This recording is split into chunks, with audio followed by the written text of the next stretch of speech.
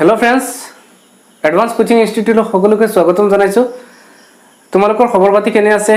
আশা কৰিছো তোমালোক ভালে কুশলে আছা তো বেছি দেৰি নকৰি মই আৰম্ভ কৰিব বিচাৰিছো আজি দশম শ্ৰেণীৰ পৰৱৰ্তী এক্সাৰসাইজটো আমি আৰম্ভ কৰিম তো ইয়াত পৰৱৰ্তী এক্সাৰসাইজটো মানে 3.2 এক্সাৰসাইজটো আমি আৰম্ভ কৰিম ইয়াত কোৱেশ্চন নম্বৰ 1 ত দি আছে সোৱা যে তলৰ যিবিলাক সমস্যা দি আছে সেইবিলাক সমস্যা ৰৈখিক সমীকৰণৰ জোৰত আমি প্ৰথমে কি কৰিব লাগিব প্ৰদৰ্শন কৰিব লাগিব তাৰ পিছত কি ইয়াক লেখ অঙ্কন কৰি অৰ্থাৎ লেখীয় পদ্ধতিত আমি কি কৰিব লাগিব ইহতৰ সমাধান আমি উলিয়াব লাগিব বুজি পাইছানে তো সোৱা ৰোমান 1 ত সোৱা কি দি আছে সমস্যাটো এটা গণিত কুইজত দশম শ্ৰেণীৰ 10 জন ছাত্ৰ-ছাত্ৰীয়ে অংশগ্ৰহণ কৰিছিল যদি ছাত্ৰতকৈ ছাত্ৰীৰ সংখ্যা 4 বেছি তেন্তে অংশগ্ৰহণ কৰা ছাত্ৰ ছাত্ৰীৰ সংখ্যা উলিওৱা ইয়াত চোৱা প্ৰশ্নটো বুজিব লাগিব দশম শ্ৰেণীৰ অৰ্থাৎ ক্লাস 10 ৰ 10 জন ছাত্ৰ-ছাত্ৰীয়ে এটা গণিত কুইজত অংশগ্ৰহণ কৰিছিল অৰ্থাৎ এটা কম্পিটিশন হয়নে তো তাত পাৰ্টিসিপেট কৰিছিল 10 জন ছাত্ৰ-ছাত্ৰী কিমান জন 10 জন এটো মনত ৰাখিবা কৈছে ছাত্ৰতকৈ ছাত্ৰীৰ সংখ্যা কিমান বেছি 4 বেছি বুজি পাইছানে ছাত্ৰ যিমান আছে ছাত্ৰী আৰু কিমান বেছি আছে 4 জন বেছি আছে আৰু দুইটা মিলি পেলাই আকৌ কিমান 10 জন হ'ব লাগে বুজি পাইছানে এনে যদি আমি মুখেৰে কৈ দিও যে ছাত্ৰ 5 জন হলে ছাত্ৰী কিমান জন 9 জন হৈছে ছাত্ৰ যদি 5 জন হয় ছাত্ৰী কিমান জন হ'ব 9 জন হ'ব কিয়নো আমাক কৈছে 4 বেছি হয় নে নহয় কিন্তু মই যেটো উক্তি কলো যেটো ধৰিলো ছাত্ৰৰ সংখ্যা ছাত্ৰীৰ সংখ্যা এটো নহব কিয়নো আমাৰ কৈছে ছাত্ৰ আৰু ছাত্ৰী মিলি পেলাই কিমান জন হ'ব লাগে 10 জন হ'ব লাগে যেহেতু ইয়াত মই 5 জন আৰু 9 জন ওলাই যায় ন তো 5 জন আৰু 9 জন 14 জন ওলাই যায় যাৰ কাৰণে কি যিখিনি মই ধৰিছো এখিনি নহব হৈছে তো কেনেকুৱা হলে আমাৰ এটো 10 জন হয় আৰু ছাত্ৰতকৈ ছাত্ৰী বেছি হয় হেতু আমি উলাই দিব লাগে তাৰ পিছত কি ছাত্ৰৰ সংখ্যা আৰু ছাত্ৰীৰ সংখ্যা কিমান হয় হেতু আমি উলিয়াই দিব লাগে আৰু কিহত উলিয়াই দিব লাগে আমি এটো লেখ অঙ্কন কৰি ইয়াৰ সমাধান উলিয়াই দিব লাগে বুজি পাইছা নিশ্চয় কোৱেশ্চনটো তো সোৱা আমি ধৰিলো আমি নাজানো কিমানজন ছাত্ৰ আৰু কিমানজন ছাত্ৰী আমি নাজানো হৈছে তো আমি কি কৰিম এই ক্ষেত্ৰত ছাত্ৰ আৰু ছাত্ৰীৰ সংখ্যা উলিয়াব লাগে ন তো আমি ধৰিম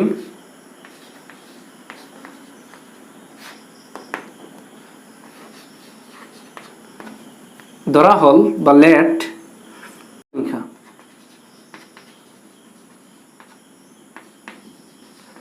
ছাত্ৰৰ সংখ্যা কিমান বুলি ধৰিবা আমি নাজানো যে যাৰ কাৰণে কি যিকোনো এটা চলক দি ধৰিব লাগিব হয়নে x জন বুলি ধৰিলো আৰু ছাত্ৰীৰ সংখ্যা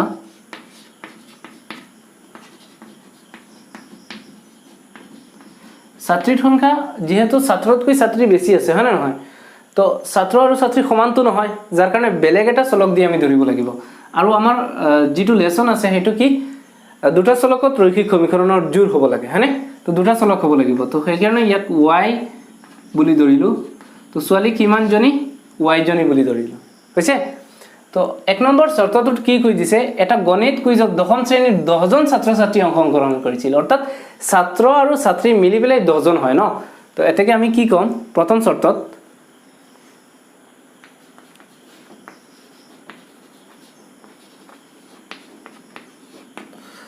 প্ৰথম শৰ্তত ছাত্ৰৰ সংখ্যা কিমান আছে x জন হয়নে প্লাস ছাত্ৰীৰ সংখ্যা কিমান আছে y জনী ইকুৱেল কিমান হ'ব 10 জন হ'ব লাগে সমীকৰণ নম্বৰ 1 বুজি পাইছানে ইয়াত মই 1 এই কাৰণে লিখিছো ইয়াক আমি সমাধান নকৰো এই বিজীয় পদ্ধতি আমি নকৰিম এইটো লেখ অঙ্কন কৰি ইয়াৰ সমাধান কৰিব লাগে যাৰ কাৰণে মই সমীকৰণ নম্বৰ 1 ইয়াত লিখি থৈ দিছো এতিয়া চোৱা আমি পৰৱৰ্তী টপিক লৈ আহো চোৱা যদি ছাত্ৰতকৈ ছাত্ৰীৰ সংখ্যা 4 বেছি ইয়াত অলপখিনি কথা তোমালোকে বুজিব লাগিব সেই বস্তুখিনি কি কৈছে আমাক যে ছাত্ৰতকৈ ছাত্ৰীৰ সংখ্যা কিমান বেছি 4 বেছি তো ছাত্ৰতকৈ ছাত্ৰীৰ সংখ্যা আমি এনেকুৱা ক'ব পাৰো যে ছাত্ৰীৰ সংখ্যা ছাত্ৰতকৈ কিমান বেছি 4 বেছি অৰ্থাৎ অলপ উল্টা কৰি দি দিছো যে ছাত্ৰীৰ সংখ্যা ছাত্ৰতকৈ কিমান বেছি 4 বেছি তো সেই কাৰণে আমি দ্বিতীয় শৰ্ত তেনেকুৱা লিখিম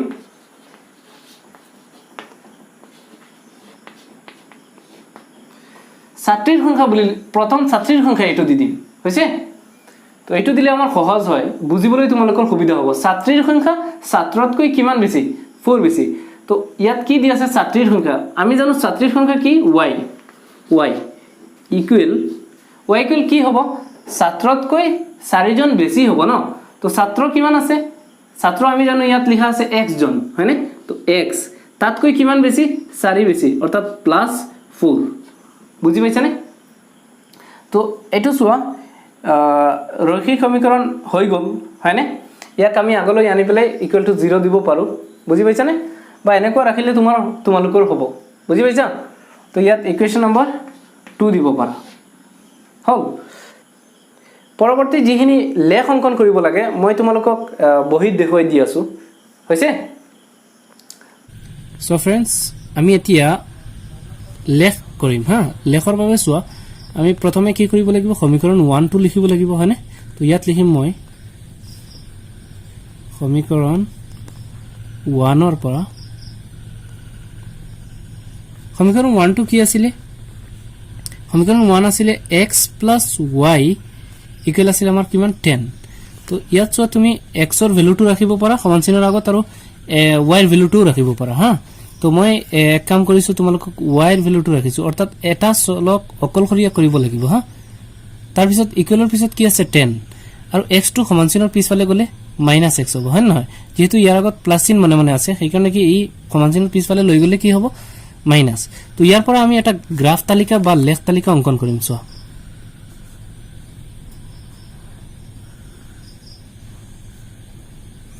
ইয়াত x ৰ ভ্যালু ইয়াত y ৰ ভ্যালু চোৱা এই সমীকৰণে কি দি আছে আমাক y ৰ ভ্যালুটো দি আছে হয় নহয় তো y ৰ ভ্যালুটো অটোমেটিক্যালি ওলাব ইয়াত অৰ্থাৎ y ৰ মানটো আমি অটোমেটিক্যালি পাম আৰু x ৰ ভ্যালুটো আমি এটা অনুমান কৰি ধৰিব লাগিব তো এনেকুৱা মান নধৰিবা যেটো তোমাৰ গ্ৰাফত বহুৱাউতে অলপ কষ্ট হয় হৈছে তো সহজ এটা আমি ধৰি আছো চোৱা 10 আছে 10 ৰ পৰা x ৰ মানটো বিয়োগ কৰিলে আমি কি পাম y ৰ ভ্যালুটো পাম তো চোৱা আমি এতিয়া x ৰ ভ্যালুটো কি ধৰিম 5 ধৰিলো 5 ধৰিলে চোৱা 10 ৰ পৰা 5 বিয়োগ কৰিলে কিমান থাকিব 5 থাকিব হয় না তাৰ পিছত চোৱা x ৰ ভ্যালুটো আমি এতিয়া কি ধৰিম x ৰ ভ্যালুটো 6 ধৰিলো ইয়াত 6 ধৰিলে কি হ'ব 10 ৰ পৰা 6 বিয়োগ কৰিলে কি 4 থাকিব হয় নহয় তাৰ পিছত আমি সমীকৰণ 2 ইয়াত কৰিম সমীকৰণ 2 ৰ পৰা সমীকৰণ 2 কি আছিল y ইকুৱেল x + 4 আছিল হয় নহয় তো চোৱা ইয়াত আমি y ৰ ভ্যালুটো অটোমেটিক্যালি আমি পাই আছো হয় নহয় সমীকৰণে ইয়াত ডাইৰেক্ট y ৰ ভ্যালুটো আমাক দি আছে যাৰ কাৰণে আমি আৰু y টো পৃথক আছেই আমি বেলেগ x ক পৃথক কৰিব ইয়াত না লাগে হৈছে আমি ইয়াত লেখ তালিকা গঠন কৰিম চোৱা ইয়াত x ৰ ভ্যালু ইয়াত y ৰ ভ্যালু হৈছে y ৰ ভ্যালুটো অটোমেটিক্যালি দি আছে হয়নে x ৰ ভ্যালুটো আমি ধৰিম তো চোৱা x ৰ ভ্যালুটো মই যদি 1 ধৰো তেনেহলে 1 আৰু 4 কিমান হ'ব y ৰ ভ্যালুটো 5 হৈ যাব x ৰ ভ্যালুটো মই যদি 2 ধৰো তো ইয়াত চোৱা 2 আৰু 4 কিমান হ'ব 6 হৈ যাব হয় নহয় এতিয়া চোৱা আমি এই তালিকা দুখনৰ জৰিয়তে আমি কি কৰিম বিন্দুবোৰ আমি উপস্থাপন কৰিম গ্ৰাফ তালিকাত হা গ্ৰাফ কাগজত আমি উপস্থাপন কৰিম এতিয়া চোৱা মৰমৰ ছাত্ৰ-ছাত্ৰীসকল এতিয়া আমি গ্ৰাফ কৰিম হয় নহয় তো গ্ৰাফত চোৱা মই আগতীয়াকৈ অলপ বস্তু আমি লিখি থৈ দিছো হল তো চোৱা মই ইয়াত x অক্ষ লিখিছো হৈছে ইয়াত চোৱা y অক্ষ লিখিছো বুজি পাইছানে তো x অক্ষ আৰু y অক্ষ যত কটাকটি কৰিছে হেইটুক কয় মূল বিন্দু আৰু মূল বিন্দুৰ স্থানাংক 0,0 মনত ৰাখিবা আৰু চোৱা অৰ্থাৎ মূল বিন্দুৰ পৰা যদি আমি খুফালে যাও তেনেহলে কি x ৰ ধনাত্মক কক্ষ পাও অৰ্থাৎ x ৰ প্লাস আৰু 0 বিন্দুৰ পৰা আমি যদি বাওফালে আহো তেনেহলে x ৰ মাইনাস পাও এনেকুৱা 0 বিন্দুৰ পৰা ওপৰফালে যদি যাও তেনেহলে y ৰ প্লাস পাও আৰু 0 বিন্দুৰ পৰা যদি আমি তলফালে যাও তেনেহলে কি y মাইনাস পাও হৈছে এতিয়া আমি যিবিলাক লেখ কাগজত বিন্দু আমি পাইছো এইবিলাক ইয়াত উপস্থাপন কৰিম চোৱা প্ৰথমে চোৱা ইয়াত আছে আমাৰ লেখত আছে তালিকাত আছে কি x ৰ ভ্যালু 5 y ৰ ভ্যালু 5 অৰ্থাৎ 5,5 হ'ব বুজি পাইছানে ইয়াত হ'ব 5,5 হল তো এইটো ইয়াত উপস্থাপন কৰিম চোৱা x ৰ ভ্যালু ইয়াত 5 কত আছে ইয়াত +5 হয়নে আৰু y ৰ ভ্যালুটো +5 y ৰ ভ্যালুটো যেহেতু +5 সেইকাৰণে আমি কি উপৰফালে যাব লাগিব কাৰণ y ৰ ভ্যালু উপৰফালে ধনাত্মক আছে তো x ৰ ভ্যালু 5 y ভ্যালু 1 2 3 4 5 ইয়াত হৈছে তো ইয়াত মই স্থানাংকটো লিখিলো 5,5 হল তাৰ পিছত চোৱা আমি দ্বিতীয় বিন্দুটো কি আছে 6,4 হল তো x ৰ 6 আৰু y ৰ 4 যাব লাগে তো x ত চোৱা ইফালে ইয়াত 6 আছে আৰু y ত 4 y ত 1 2 3 4 অৰ্থাৎ এইটো হল কি 6,4 বুজি পাইছা নিশ্চয় এই দুটা বিন্দু আমি এতিয়া কি কৰিম সংযোগ কৰিম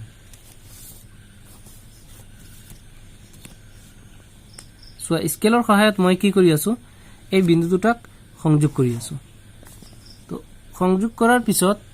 ইয়াত এডাল সৰল ৰেখা পাইছো হয়নে তো সৰল ৰেখাৰ ডালৰ নাম দিব পাৰা AB হৈছে আৰু বিন্দু দুটা দিলেও দিব পাৰা এই বিন্দুটোৰ নাম দি দিয়া P এটো নাম দি দিয়া Q হল তাৰ পিছত চোৱা নেক্সট যেটো সমীকৰণ আছিল আৰু তাৰ পৰা আমি এটা তালিকা পাইছিলো হয়নে তো প্ৰথম কি আছে প্ৰথম চোৱা 1,5 হৈছে 1,5 বিন্দুটো আমি এই লেখত উপস্থাপন কৰিম চোৱা x ত 1 যাব লাগে আৰু y ত কিমান যাব লাগে 5 x ৰ ইয়াত 1 আছে আৰু y ত +5 ওপৰ ফালে হ'ব ন তো ইয়াত হয় 5 ৰ সিধা হ'ব লাগিব ইফালে আৰু ইফালে 1 ৰ সিধা হ'ব লাগিব বুজি পাইছা প্ৰথমে x ত যাবা তাৰ পিছত y ত গৈ পেলাই তুমি বিন্দুটো স্থাপন কৰিবা হা তো ইয়াত আমি পালো pq এটো r বুলি দি দিও r ৰ স্থানাংক কিমান পাইছো 1,5 হল তাৰ পিছত নেক্সট বিন্দুটো ইয়াত চোৱা 2,6 আছে তো এটো আমি ইয়াত বহাই দিম চোৱা x ত 2 আৰু y ত +6 হয়নে তো 1 2 3 4 5 6 এটো হ'ব বুজি পাইছানে তো এটো নাম দি দিম কি pq r s দি দিম s বিন্দুৰ স্থানাংক আমি কিমান পালো 2,6 হৈছে এতিয়া আমি এই দুটা বিন্দু কি কৰিম সংযোগ কৰিম স্কেলৰ সহায়ত আমি এই দুটা বিন্দুক সংযোগ কৰি আছো চোৱা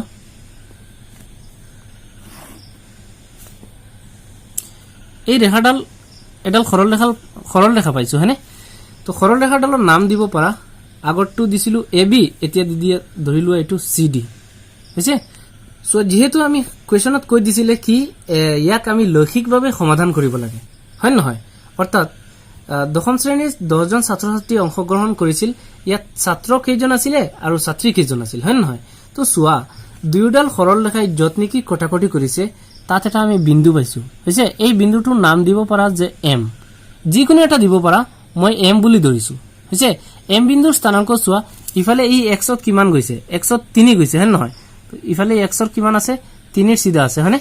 তো মই 3 ৰ সিধা কৰিলো আৰু y ত কিমান কাৰ সিধা আছে y 7 ৰ সিধা আছে হয় নহয় তো y 7 ৰ সিধা মই এটা দাগ মাৰিলো হৈছে তো এটো কি 3,7 অৰ্থাৎ x ৰ ভ্যালুটো কি 3 আৰু y ৰ ভ্যালুটো কিমান 7 এইখিনি কি আমাৰ ছাত্ৰ আৰু ছাত্ৰীৰ সংখ্যা দি আছে কেনেকৈ x ৰ ভ্যালুটো কি 3 কাৰণ আমি x ৰ ভ্যালুটো ছাত্ৰ বুলি ধৰিছিলো হয়নে ছাত্ৰৰ সংখ্যা x বুলি ধৰিছিলো আৰু ছাত্ৰীৰ সংখ্যা y বুলি ধৰিছিলো সেইকাৰণে ছাত্ৰ মানে 3 আৰু ছাত্ৰী মানে কিমান পাইছো 7 অৰ্থাৎ দুইটা মিলি পেলাই 10 জন হৈ আছে তো হয়নে তাৰ পিছত আমি কি কৰিব লাগিব ইয়াত স্কেল ফেক্টৰ আমি কিমান ধৰিছো চোৱা ইয়াত সৰু চোৱা 10টা বৰ্গক্ষেত্ৰ গৈ পেলাই আমি 1 দিছো হয়নে নহয় তো ইয়াত দিব পাৰিম মই 10 সৰু বৰ্গ ইকুৱেল 1 একক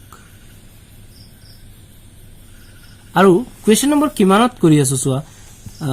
এক্সাৰসাইজ 3.2 কোৱেশ্চন নম্বৰ 1 ৰ 1 কৰি আছো হয় নহয় তো ইয়াৰ পিছত আমি অলপ বাকি আছে কাম হেতু ইয়াত আমি অঙ্কন প্ৰণালীটো লিখিব লাগিব বুজি পাইছা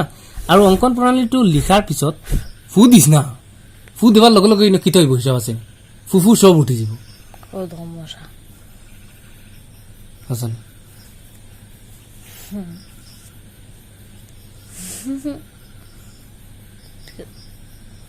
ৰাখিছিল এতিয়া চোৱা নেক্সট হৈছে আমি অঙ্কন প্ৰণালী কৰিব লাগিব এইখিনি গ্ৰাফ আমি কেনেকৈ কৰিছিলো ইয়াৰ প্ৰণালীটো লিখিব লাগিব হৈছে আৰু এইটোই হৈছে আমাৰ অন্তিম পৰ্যায় তো ইয়াত মই লিখিম অঙ্কন প্ৰণালী তোমালোকক এটা সহজ বুদ্ধি দি দিও গোটেইকেইটা অংকন প্ৰণালী সেম একে ধৰণেৰে হ'ব পাৰে হা অলপ অলপ লাষ্টত বেলেগ হ'ব পাৰে কিন্তু গোটেইখিনি প্ৰায় একেই হৈছে তো কেনেকৈ লিখিছিলো আমি লেখ কাগজত এনেকৈ লিখিম লেখ কাগজত যত x ডেছ আৰু y ডেছ দুডাল অক্ষৰেখা অংকন কৰা হ'ল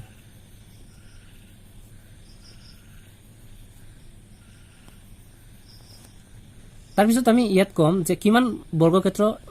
স্কেল ফেক্টৰটো আমি লিখিব লাগিব হয় নহয় তো আমি ধৰিছিলো 10 সৰু বৰ্গ ইকুৱেল 1 একক হিচাপে ধৰি তাৰপিছত আমি কি বিন্দুবোৰ বহাইছিলো এটো বহাইছিলো এটো পি এটো কিউ দিছিলো হয়নে ধৰি পি আৰু কিউ বিন্দু স্থাপন কৰাত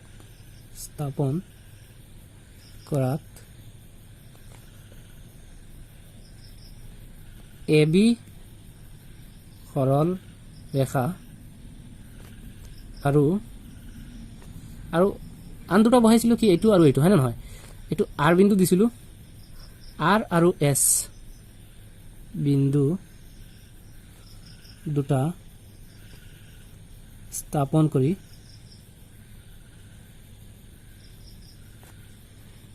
ৰেখাডাল কি পাইছিলো সি ডি ৰেখা পাইছো হয় নহয় সি ডি সৰল ৰেখা অংকন কৰা হ'ল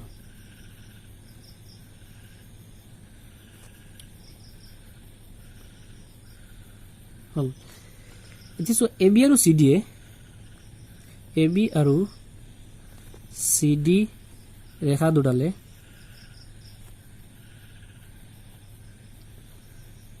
পৰস্পৰে এম বিন্দুত কটাকটি কৰে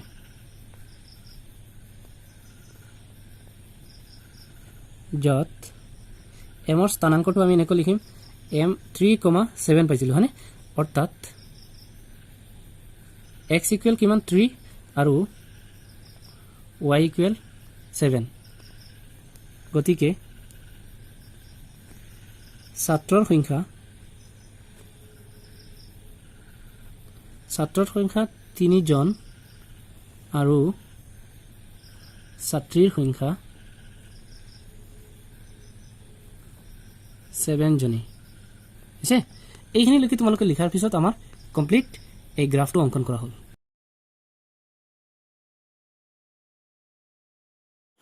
সো ফ্ৰেন্ডস এতিয়া আমি কোৱেশ্চন ৰোমান 2 লৈ আগবাঢ়িম ইয়াত চোৱা 5ডাল পেন্সিল আৰু 7টা পেনৰ দাম একেলগে 50 টকা আৰু 7ডাল পেন্সিল আৰু 5ডাল পেনৰ দাম একেলগে 46 টকা এডাল পেন্সিল আৰু এটা পেনৰ দাম উলিওৱা হৈছে এইখিনি চোৱা মই সলিউশন কৰি দি আছো তোমালোকক ইয়াত চোৱা আমি এটা পেন্সিলৰ দাম জানিলে আমি 100টা পেন্সিলৰ দাম উলিয়াব পাৰিম এটা পেনৰ দাম জানিলে আমি 100টা কিয় 50টা কিয় 7টা কিয় আমি উলিয়াব পাৰিম হয় নহয় তো আমাৰ মূল কথা হল কি এডাল পেন্সিল আৰু এটা পেনৰ দাম কিমান টকা হেতু আমি নাজানো হয় নহয় নাজানো সেই কাৰণে কি কৰিব লাগিব আমি ধৰিব লাগিব এটা চলক দি হয়নে ধৰা হল এডাল পেন্সিল এডাল অৰ্থাৎ 1 বুলি দিব পাৰা হা 1 ডাল বা এডাল বুলি দিলেও হ'ব পেন্সিলৰ দাম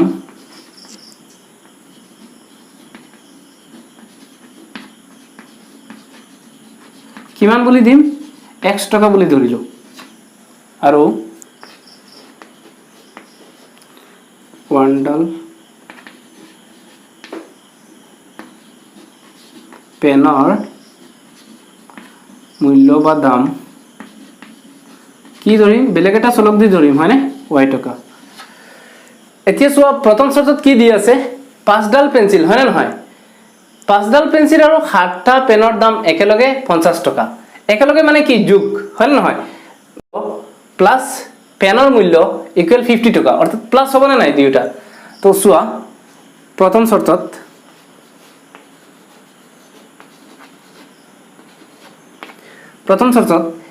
ইয়াত 5ডাল পেন্সিল দি আছে ন ইয়াত চোৱা এডাল পেন্সিলৰ মূল্য আমাক কিমান দি আছে x টকা তো 5ডাল পেন্সিলৰ মূল্য কিমান হ'ব 5x টকা পূৰণ হ'ব না নাই প্লাস হ'ব পেনৰ দাম চোৱা এডাল পেনৰ দাম কিমান দি আছে y টকা তেনেহলে 7ডাল পেনৰ দাম কিমান হ'ব 7y হয়নে কাৰণ পূৰণ হৈছে ইকুৱেল টু দুইটা মিলি পেলাই আমাৰ কিমান টকা লাগে 50 টকা খৰচ হয় বুজি পাইছা ইয়াত ইকুৱেশ্যন নম্বৰ 1 দিব পাৰা হৈছে দ্বিতীয় শৰ্তত চোৱা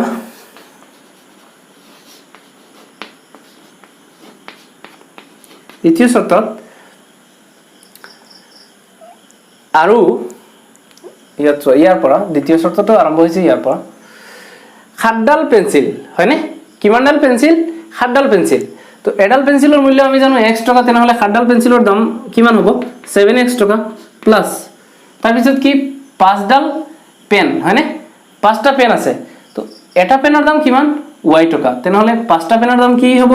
5y বুলি হ'ব ন ইকুৱেল কিমান ইকুৱেল দিছে আমাক 46 টকা 46 টকা তো ইয়াত আমি ইকুৱেশ্যন নম্বৰ 2 দিব পাৰো বুজি পাইছানে আৰু তাৰ পিছত মই এইখিনি তোমালোকক লেখত কৰি দি আছো চোৱা ইয়াত চোৱা আমি সমীকৰণটো কি পাইছো এক নম্বৰ সমীকৰণ চোৱা সমীকৰণ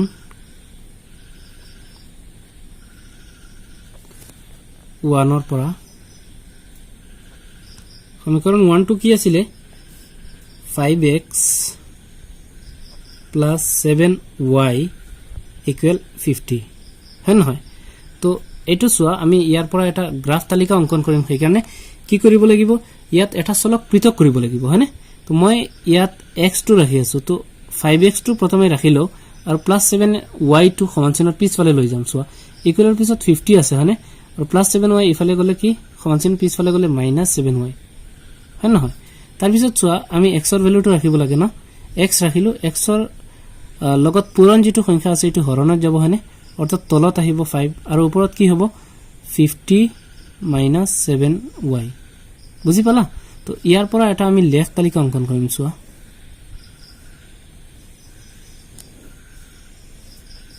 এটো x ৰ মান আৰু এটো y ৰ মান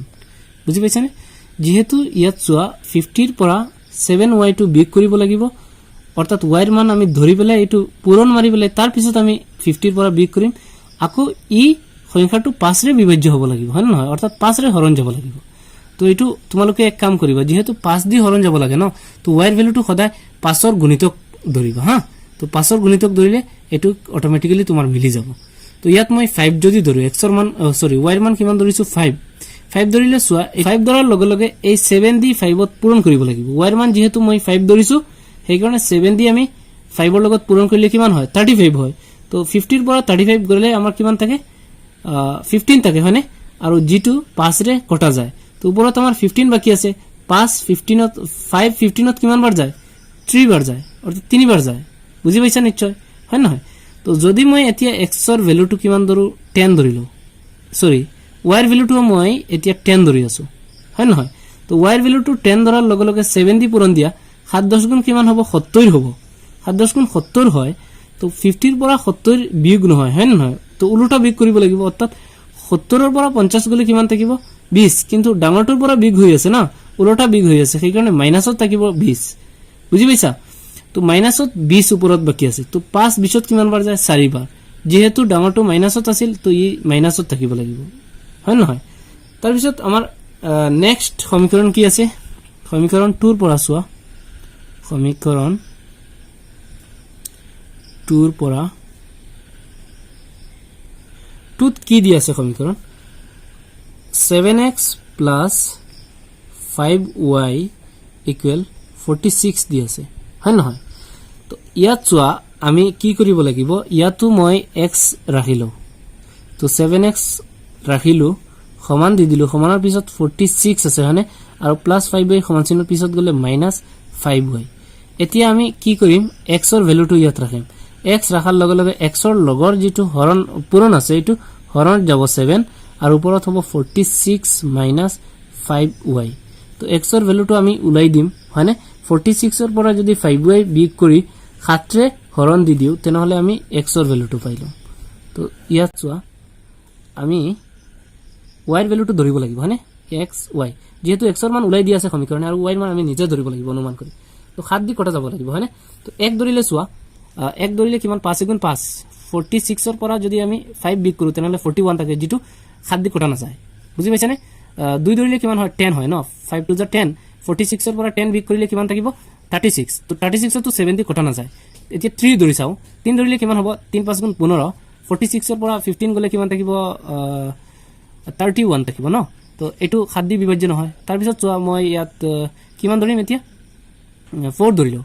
4 ধৰিলে কিমান কিমান হ'ব 20 হ'ব ন 5 4 গুণ কিমান হ'ব 20 46 ৰ পৰা 20 গলে কিমান থাকিব 46 ৰ পৰা 20 গলে তোমাৰ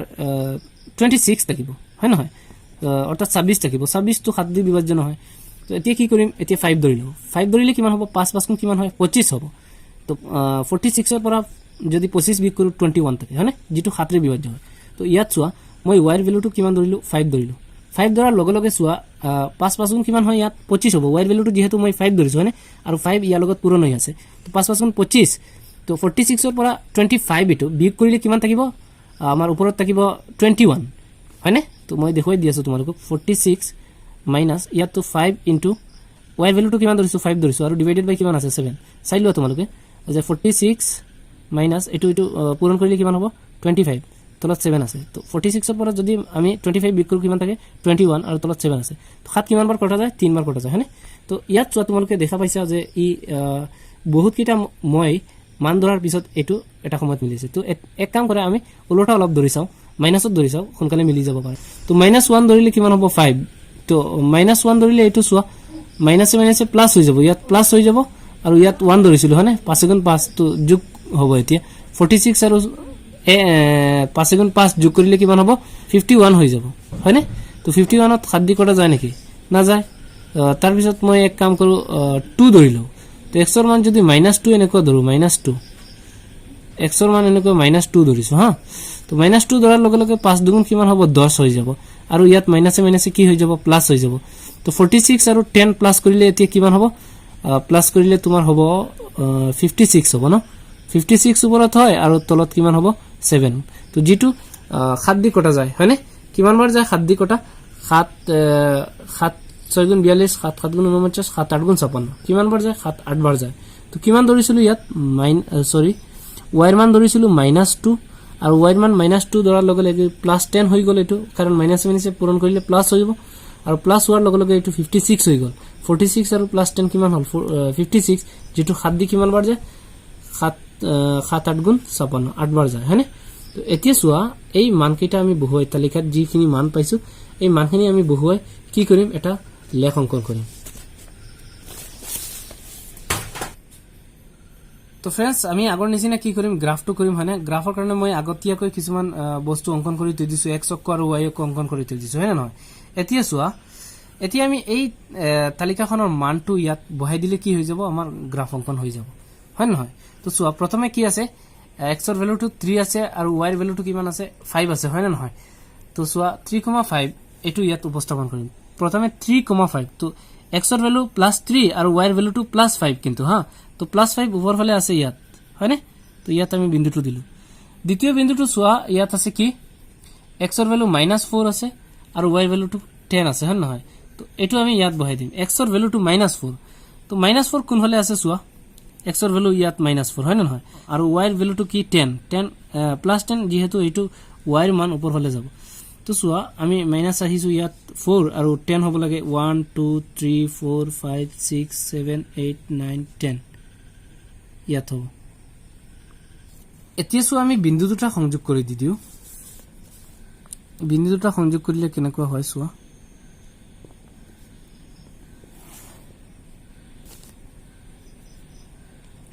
তো প্ৰথম বিন্দু এটো আছিল এটো কিমান আছিল 3,5 এটো p দি দিও 3,5 আৰু দ্বিতীয় বিন্দু এটো আছিল -4,10 আছে নাম দি দিও ইহতৰ p এটো q দি দিও আছে আৰু ৰেখা এডাল পাইছো সৰল ৰেখা হয়নে এটো নাম দি দিও ab তাৰপিছত চোৱা এই তালিকাখন চোৱা দ্বিতীয় সমীকৰণৰ তালিকাখন চোৱা 3,5 হয়নে ইয়াত চোৱা x ৰ 3 আৰু y ৰ 5 এই p বিন্দুতেই পৰি গৈছে হয়নে নহয় তো এই ইয়াৰ নাম দিব নালাগে এইটো আগৰটোৱে কাম কৰিব তাৰপিছত চোৱা দ্বিতীয় বিন্দুটো আছে 8,-2 আছে হয় নহয় 8,-2 কত বহিব লাগে চোৱা ইয়াত চোৱা x ৰ ভ্যালুটো 8 যাব লাগে প্লাসত 8 আৰু y ৰ ভ্যালুটো কি -2 কোনফালে তলফালে এইটো হয় নহয় তো এইটো দি দিম কিমান আছিল 8,-2 হয় নহয় তো pq এইটো r বিন্দু বুলি দি দিও হৈছে কাৰণ r বিন্দু ইয়াত হ'ব লাগিছিল যেহেতু এইটো আগৰ বিন্দুটোত পৰিছে সেইকাৰণে আমি দিব নোৱাৰিম এতিয়া জাস্ট বিন্দু দুটা আমি কানেকশন মিলাই লও কাৰণ এটো লগত মিলাই আছে এটো আগৰ পইণ্টৰ ওপৰত পৰিছিল হয়নে এই কাৰণে ইয়াত সোয়া সংযোগ কৰিছো সংযোগ কৰাৰ লগে লগে এটো ধৰি লোৱা CD বুলি নাম দি দিম হৈছে ৰেখাডালৰ নাম CD দিলু তো এই AB আৰু CD ৰেখা দুটালে কত কটা কৰিছে P বিন্দুত কটা কৰিছে আৰু P বিন্দুৰ স্থানাংকটো আমি আগতেই জানো যে 3,-5 হয় না নহয় তো অৰ্থাৎ x ত 3 আৰু y উপৰ ফালে কিমান গৈছে 5 গৈছে অৰ্থাৎ পেন্সিলৰ দাম কৈছিল আৰু পেনৰ দাম কৈছিল হয় না নহয় তো অৰ্থাৎ পেন্সিলৰ দাম 3 টকা আৰু পেনৰ দাম 5 টকা হ'ব তো জাস্ট আমি এতিয়া নেক্সট যেটো লাষ্টত আমাৰ অঙ্কন প্ৰণালী ৰৈছে হেতু আমি কৰি দিম সো ইয়াত অঙ্কন প্ৰণালী হ'ব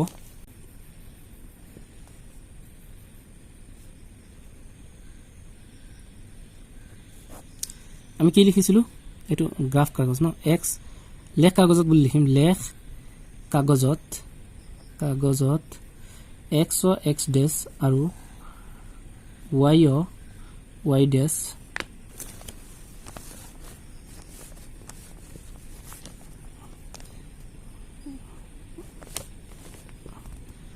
দুডাল অক্ষৰেখা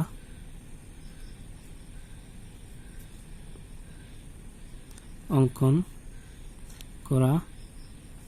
হল তাৰ পিছত আমি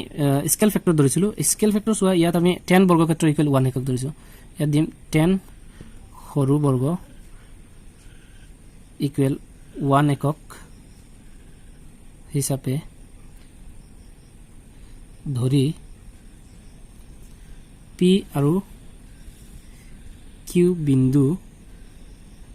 দুটা বহুৱাই AB পাইছিলো AB সৰল ৰেখা আৰু R আৰু S হ'ব লাগিছিল যেহেতু আমি R বিন্দু ওপৰত দিব লাগিছিল হয় না নহয় ইয়াত চোৱা মই আকৌ দেখুৱাইছো ইয়াত R বিন্দু আকৌ দিব লাগিছিল কাৰণ R বিন্দুটো P তেই পৰিছে যাৰ কাৰণে মই আকৌ ইয়াত R বিন্দু দিব নোৱাৰিছো ইয়াত দি দিছো R বিন্দু হা তো আমি দিম যে কি আৰু P আৰু R বিন্দু বহুৱাই সংযোগ কৰাত CD সৰল ৰেখা পোৱা গল AB আৰু CD সৰল ৰেখাৰ দুডালে বা সৰল ৰেখাই কটাকটি কৰিছিলে P বিন্দুত কটাকটি কৰিছিলে হয়নে P বিন্দুত কটাকটি কৰিছে যত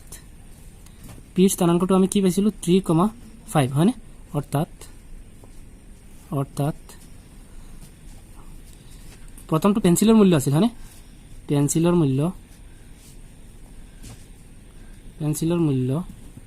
3 টকা আৰু ইয়াত এটা পেন্সিল হা এটা বুলি দিবা আৰু এটা পেনৰ দাম বা মূল্য 5 টকা বুলি দিব পাৰা কাৰণ সোয়া কিয় মই এইটো দিছো সোয়া ইয়াত সোয়া P বিন্দুৰ স্থানাংকটো আমি 3,5 পাইছিলো হয় না নহয় যতনি কটাকটি কৰিছে হেতু P বিন্দুতে কটাকটি কৰিছে আৰু P বিন্দুৱে কি কৰিছে আমাক এই ইয়াৰ মূল্য নিৰ্ধাৰণ কৰিছে বুজি পাইছানে তো এইখিনি আছিল ইয়াৰ সমাধান